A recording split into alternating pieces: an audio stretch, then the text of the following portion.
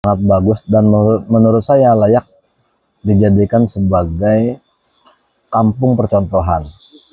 Paling tidak satu desa Purwosari bisa mengikuti lah ya, bisa apa ya, kalau kayak kita bisa menjadi, kalau kata Lampu itu jadi paralel gitu bagi kampung-kampung yang lain yang ada di desa Purwosari ini. Tentunya kesepakatan yang sudah dibangun itu juga harus ditindaklanjuti dengan apa ya, secara konstan lah, walaupun tidak terlalu historia, tapi inilah secara konstan, perlahan tapi pasti. Paling yang apa, yang perlu dikembangkan adalah menurut saya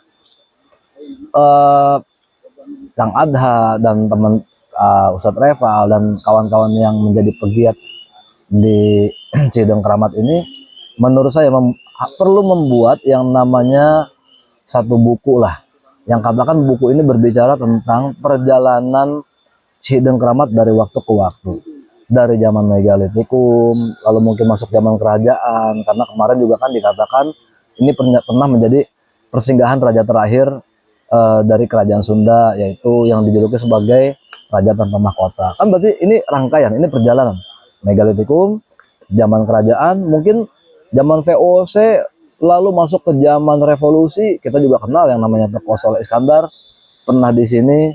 Belum lagi ada banyak cerita. Kalau di Islam mungkin kita mengenal manakib ya. Jadi teman-teman harus paham, manakib ini tidak diperuntukkan untuk berbicara tentang karomahnya Tuan Syekh, tapi manakib juga berbicara tentang karomah dari siapapun itu yang dikumpulkan, yang dirangkum. Jadi mungkin saya berharap buku yang berisi sejarah perjalanan dari waktu ke waktu, yang berisi tentang kelebihan, kehebatan, atau hal yang berbau mistikal itu juga perlu dibukukan menurut saya, tentunya dari sumber-sumber yang terpercaya, mumpung para pelaku sejarah mungkin sebagian masih ada.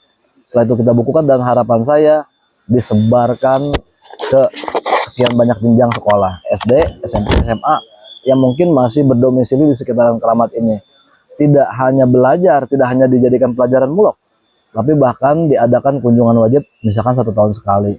Tentu ini dalam rangka memperkenalkan aset kekayaan desa mereka sendiri.